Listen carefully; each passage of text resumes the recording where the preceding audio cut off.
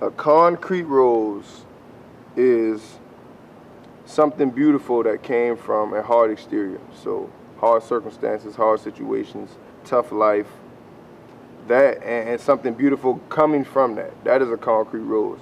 And it just so happens that because we're in Charleston, that our concrete rose is a sweetgrass rose, you know, because that's what it embodies to me. If you ever seen somebody make one, or if you ever even seen the kids selling them, like the things that they have to go through to just basically sell you a rose. So they run from the police and all, man. It's crazy. You sell drugs, you run from the police. You sell roses, you run from the police. You know, it's tough.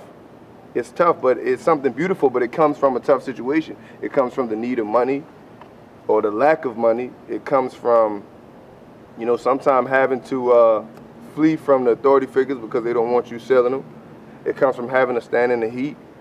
It comes from having to struggle just to get those, you know, those sweetgrass strands. It just, to me, that embodies that struggle to make something beautiful, because it's not like you just can just sit there and make it. You got to learn how to make it. You got to take your time and make it. Make sure it comes out. You got to tie a knot. Like the whole process of it all is, it's like the process of me going to prison and me having to grow through those tough situations and becoming better because of it, and reaping benefits because of it as well. So that's why I feel like the sweetgrass embodies concrete rose. My name is Walter Brown, and I'm from Charleston, South Carolina.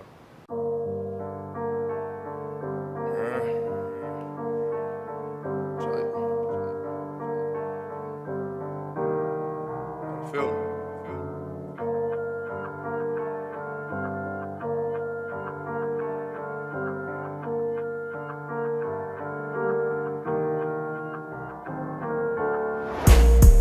I wanna be a gangster.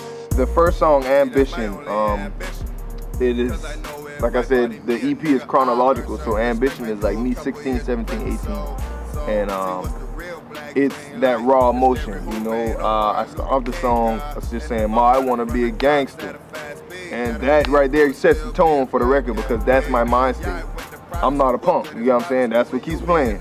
So, Ma, I wanna be a gangster, and so with that, it was just hone in on that emotion and relive those moments while I'm recording, you know, because it's a line on that I say, hearing rumors in the streets that they gonna murder me. I'm like, how they gonna murder me if I'm gonna murder them, you know? So on that line and just lines like that, it was like, you know, go back to that and relive that and deliver that on the song so that people can really feel how you felt. And you know, it was just also with the chorus, like just making something that you know, I don't want it to be like too deep or, you know, too much, because it really is a simple thing, you know. It's how I felt. And the chorus, I'm tired of getting played, you know. I'm not a punk. That's where, you know, that's what it is. That's a constant thing. So like I said in the chorus, I'm tired of getting played. I'm tired of people feeling like they can talk to me any kind of way, you know. And that's how I felt. So with that, it was just simple and to the point, but it was more focused on that emotion and that rawness. My childhood growing up, you know, fairly regular to me. You know, both my parents had a younger sister. My dad is from Old Village where I grew up, so you know, I had family around there. So when I was, you know, I don't know, adolescence, 10, 11, I realized, you know, that I was just interested in different things that people around me or people in my neighborhood, they kind of weren't interested in, because maybe they, you know, hadn't been introduced to those type of things. And at that age, you know, that's at the age where like fitting in is what you want to do. Like, you don't want the extra attention. You don't want people to notice you. You don't want to stand out. You want to just be cool, you know, with like everybody else. And I wasn't, you know, and at that age, it kind of bothered me, you know, which I think is normal for any kid at that age. I wanted to fit in. And as I got older, that just was always like that constant thing, like, oh, you don't fit in. You don't fit in your neighborhood, where you go to every day, where you spend most of your time at, you don't fit in. And eventually that led to me, you know, making the decisions that I made, because, like I said, I didn't fit in, because I went to school downtown since preschool. And, you know, I was just different than everybody. You know, everybody from my neighborhood all went to the same school, all hung out together, all played basketball on the same team. Like, I was that dude that was so different from them. Yeah. me and a friend of mine, we decided to rob a gas station, and you know, we got away with it at the time, and you know, maybe 2 months later, that didn't stop me, you know, because like I said, I'm not a punk, so I think really what it was I got into it with some guys from my projects where I used to stay, and it was a shootout, and one of them told on me, and so that, and I was already like, you know what I'm saying, had a rep of like, oh, he robbed the gas station, you know, word of mouth or whatever, and so that's what eventually led to me being incarcerated for that. So when they're actually telling you you're getting X amount of time, you're losing this much time of your life as far as freedom goes, like what's running through your mind at that point? Man.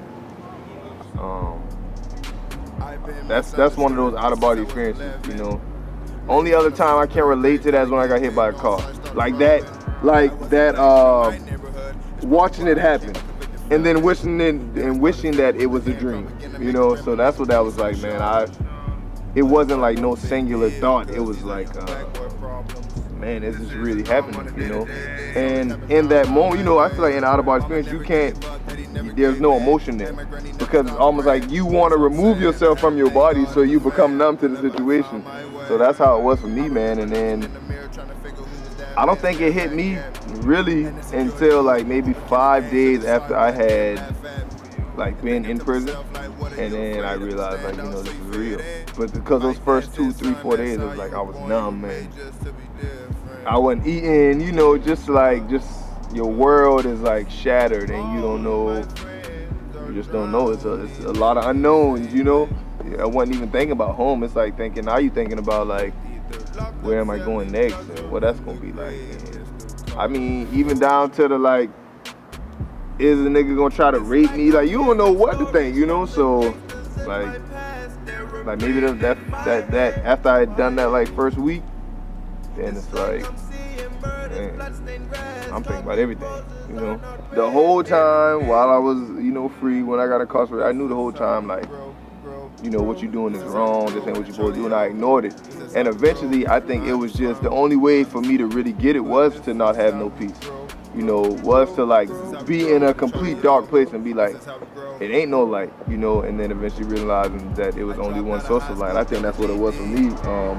More than anything, it was just hitting rock bottom and then having to reach out for the only thing that was there, you know, because wasn't nothing else there. You know, because while I was gone, man, I was like, I had like kind of stopped believing in God and like tried this whole Buddhism thing. You know, I just did the whole nine, and realizing like, man, there ain't nothing there. You know what I'm saying?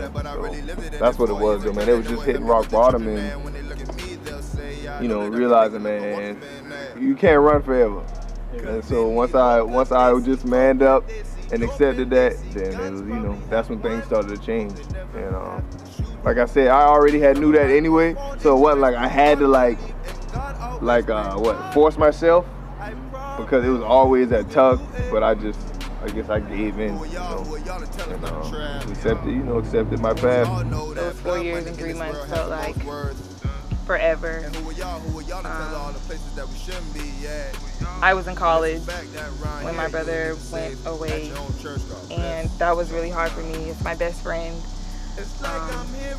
We were going through other things as well in my family, but even though he was where he was, it still felt like he was with us.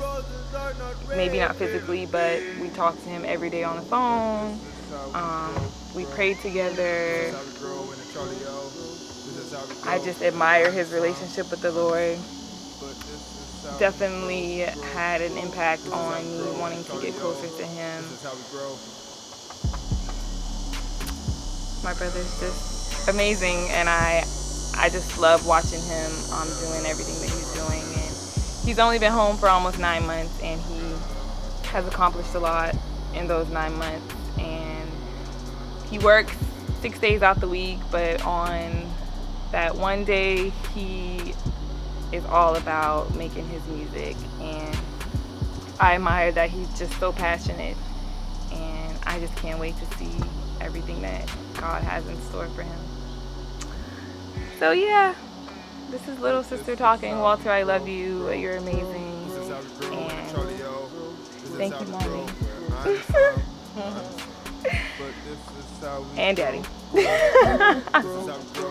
You know, one of the things that I missed the most, man, was music and being able to create music. And because, you know, so much emotions, man, that you deal with in a situation like that, or, you know, any situation where you are secluded, whether it be going to war, whether it be going, you know, I feel like anything that, like I once again feel like represents the Concrete Rose, going through hard circumstances and becoming better because of it, it produces a lot of emotions. And so me being incarcerated, you know, I just had so much I wanted to say, and you know, music is my way of expressing myself. So when I got out, man, I wanted to listen to some beats. And when we go to Concrete Rose, that's my explanation of why I gave you Ambition, why I felt like this, or, you know, I gave you how I feel. I want to be a gangster, this, that, and the third. And so Concrete Rose is explaining you. And, you know, I kind of start off that song with I've been misunderstood since I was 11, made fun of since the 3rd grade, tired of getting picked on, so I started robbing. You know? And it's like, I'm telling you, I'm breaking down to you where and why I was going through those things. And so, you know, with that, that was more focused on sonically, you know, melodies and harmonies, because I'm doing a little more singing just because of the emotions that are stirred, and that is kind of like a little bit of, not regret, but I would say a little bit of just, you know, remorse, and knowing that, okay, you like really, if you had it your way, you wouldn't be this person, but because you wanted to, you know, get this point across, that's who you became. And, you know, Concrete Rose is just explaining that, and also explaining that what I'm going through, so many other kids in Charleston are going through it as well. And just, you know, in the world in general, and kind of painting that picture as well, that, you know, that I can hopefully be an inspiration to them. You know, they hear my story and they hear the fact that, man, I went through that and I'm not ashamed to tell it.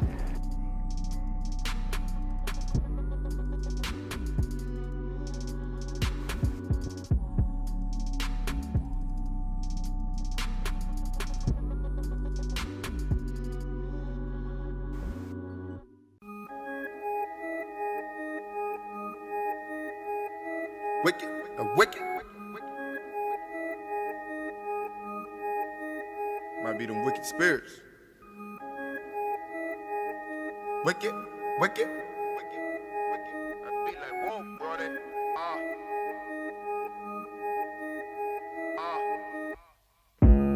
Be like away, away, away, away, away, away. I really think they wicked. Wicked is like a song that I kind of snuck in on there because it's a totally different feel. You know, I could sit there and be like, it's this deep thing, and it kind of is deep, but I made it more just to have something catchy, to have something that, you know what I'm saying, was repetitive, something that was high energy, something that kind of just, you know, kind of just showcased more of what I have to offer. But because, you know, it was a structure for the EP, it was a concept, I had to stay within those realms. But Wicked was just something that I wanted to throw out there, you know, just for people to have fun too, ride to, bob there, you know, say whoa, brody, you know, as many times as you wanted.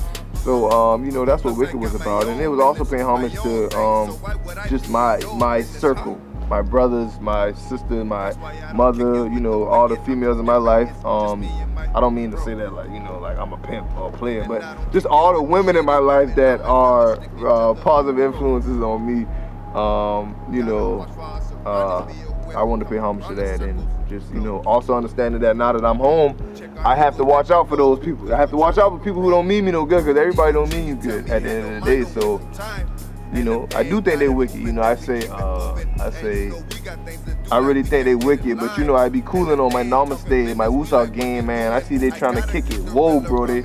Like, I see they trying to kick it, like, whoa, brody. Like, you know what I'm saying? I ain't know about that.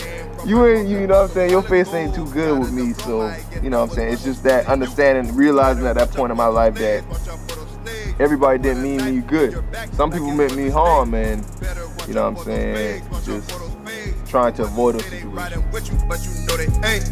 I'm on parole, so I'm paranoid. And they acting cool, but you know we don't trust them, man. We keep far distance, it's like, oh no, ain't no rubbing off. I'm MC Hammer, you can't touch this. Oh no, you can't touch this, huh? That's why I don't kick it with the wicked. I'm too different, it's just me and my bros. And I don't kick it with no shady women. All my women sticking to the code. And I gotta watch for our surroundings. Be aware who come around, the circles close. Check our egos at the door, cause we're trying to room.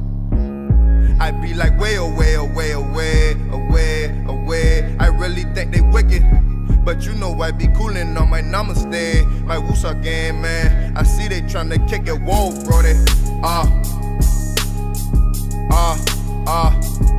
I be like, whoa, bro, they I be like, whoa, bro, they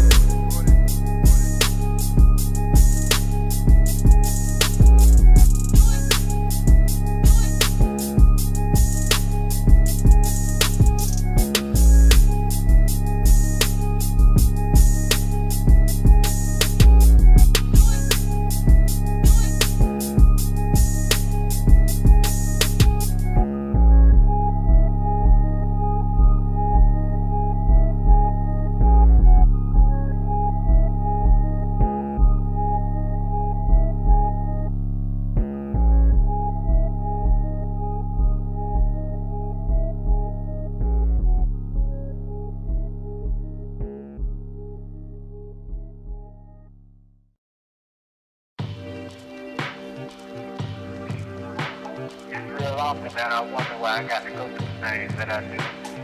Because at the end of the day, I know I want the crown. So I know that's the road of the king, and that's the road I'm going down.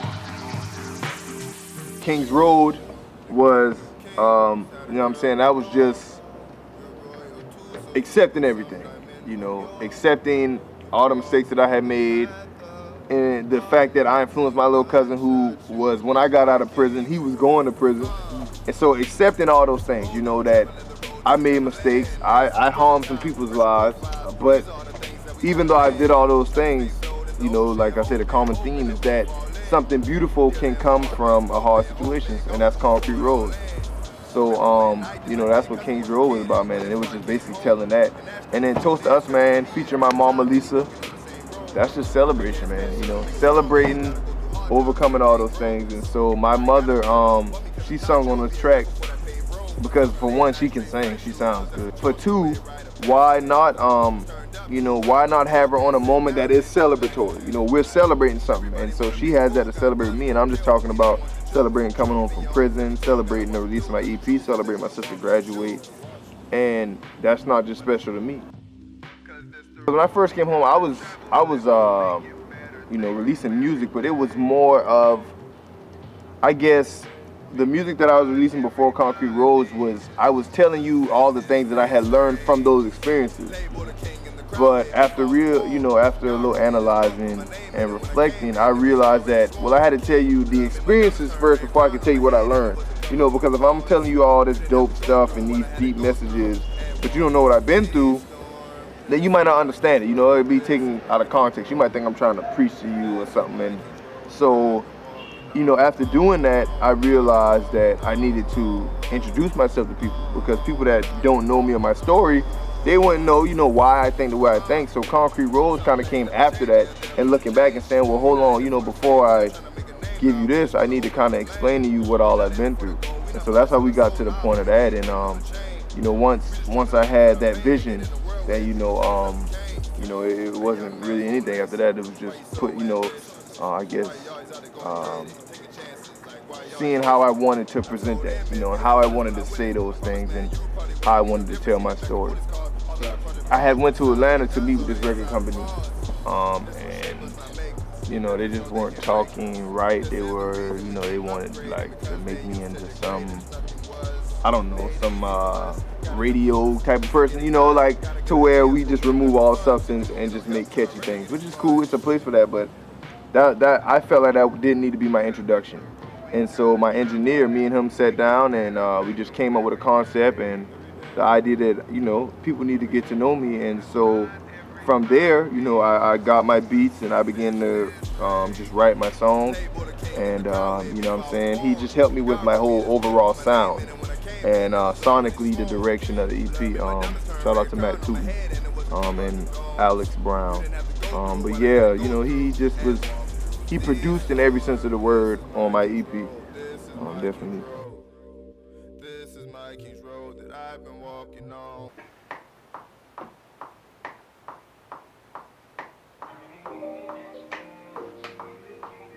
Fill your glasses to the room. We got a toast to make to us because we did it. We did it. Making this EP has been a pretty great experience. It's been a really mutual experience for both of us. Me getting to grow as a producer, watching him grow as an artist, and I'm just excited to have it wrapped and see what the reception is of it, and to hopefully continue to work with Walter in the future. Make a toast to us, 'cause we did it, even though they said we couldn't.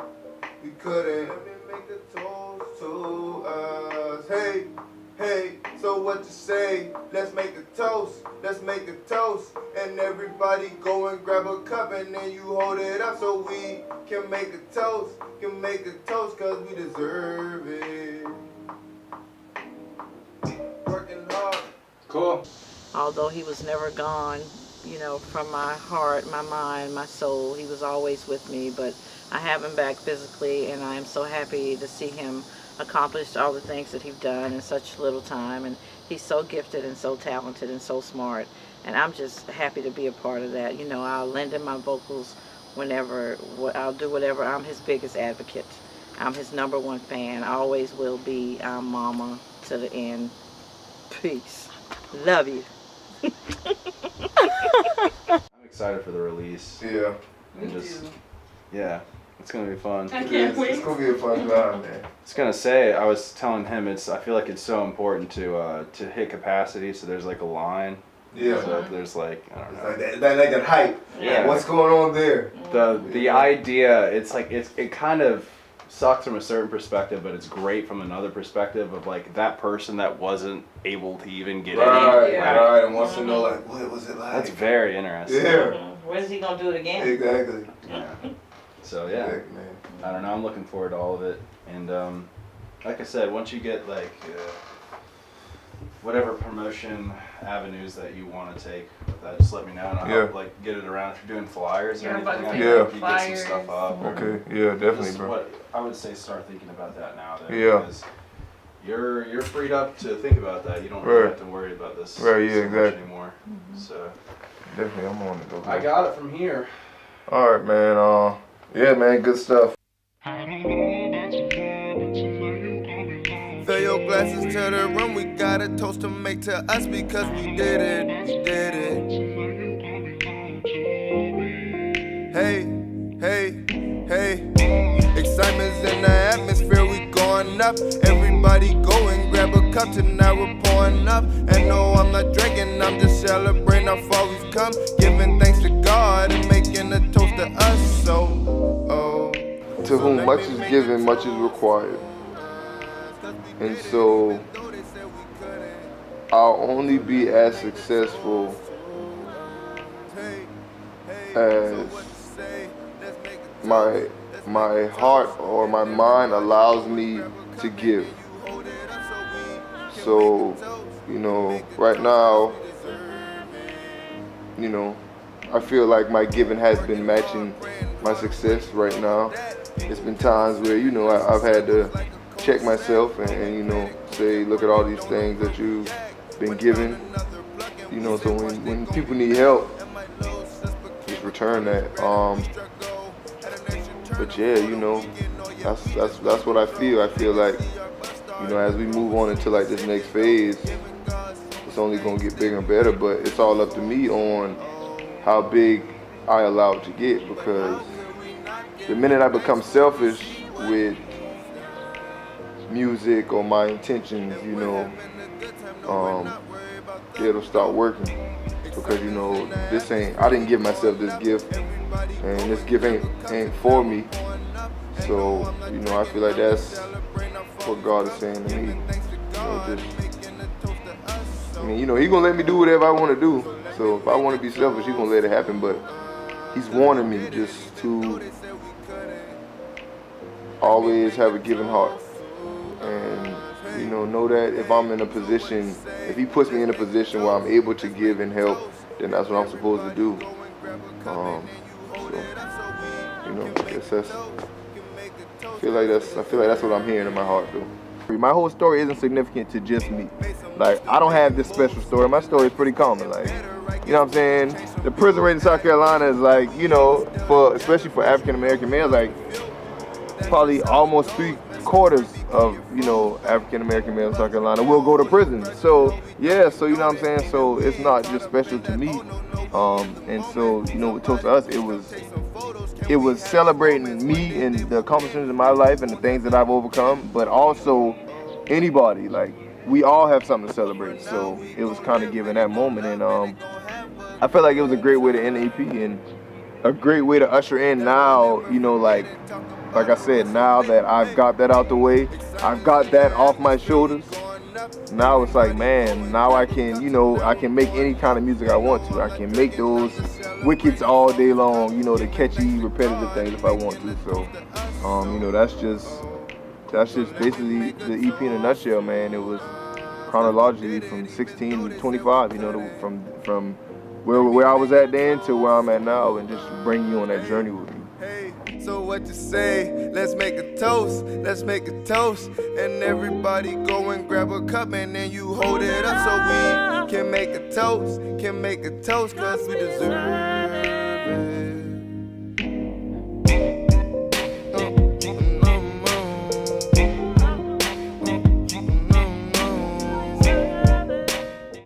Alright, that's good.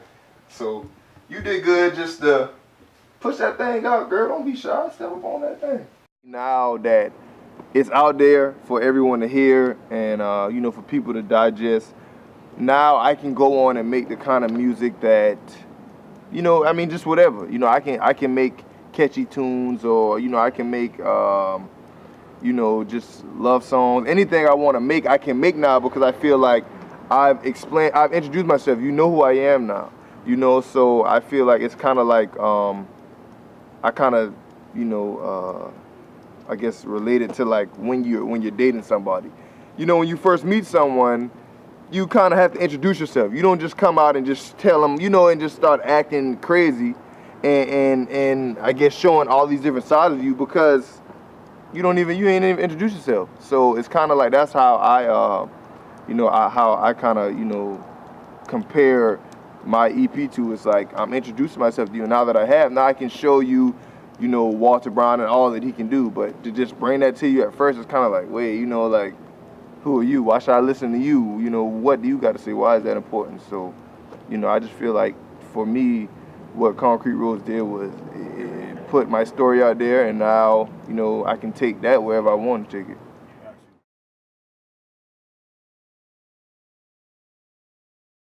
Walter Brown, I still call my son to another mother, and he still calls me Mama. And besides his mama, who's sitting over there, I don't think there's maybe another person in this room that is more proud of who he is and what he's gone through, and the fact that he has a warrior's heart that he does not at all try to hide. He embraces his path and his narrative, and he shouts it out to the man that he has become. And I could not be more honored to open my home to him and to you all, and to welcome you and the beautiful life that he has, and he is building and creating. It's getting close to that time, man. I'm so excited, just ready to go out there, entertain, put on the show. My boy Ill Mortal here, Melodic Tones, man. We just about to go out there and do what we love to do, man, you know. Shout out to Your World on Film, providing the exclusive footage, you know, all access, backstage pass, you know. But yeah, man, it's overwhelming. But, you know, right now I ain't too nervous yet, you know. I'm cool, calm and collected, you know. But as my time nears, though, I'll get a little more anxious, but I'm ready to give y'all a show and, you know, put on for the city, man, for the city I love. Courtesy of Charleston. Whoa, brody. You know I need my space. They like Beyonce with a surfboard trying to ride my wave. Whoa, brody. I mean we not the same. Ain't no hard feelings, but can't let you get me out my lane. Whoa, brody, and they starting rumors, want me out my game and off my square, but I tell them you can't block my shape like This is LOL opinion. LOL opinion, that's going back. That's taking it back. That's like 5 years ago. That's way before Concrete Rollers, dog. They don't know about that, dog. but you know I don't condone in it.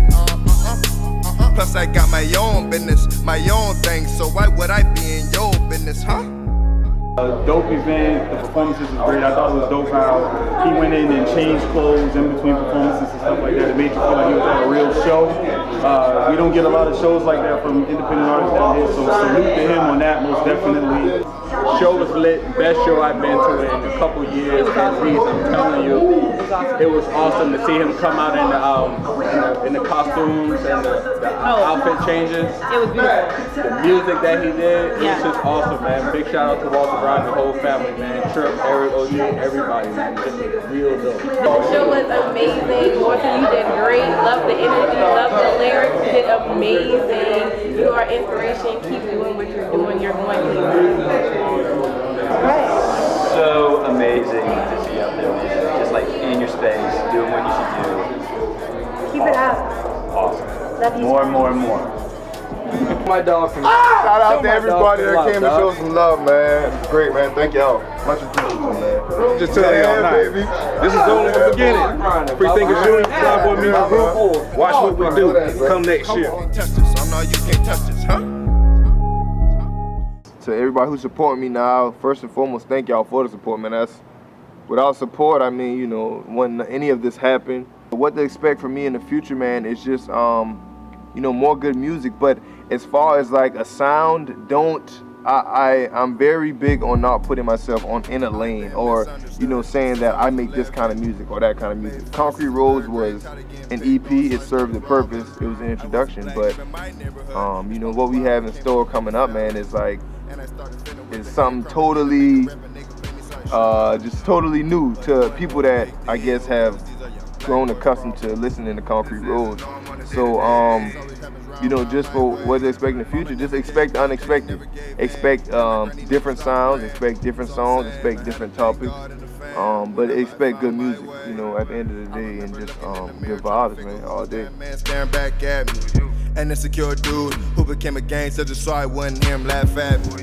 And thinking to myself like, what are you afraid of? To stand out so you fit in? And my dad said, son, that's how you were born. You were made just to be different. But it seems like all of my friends are drowning in the same way. They're either locked up selling drugs or in the grave.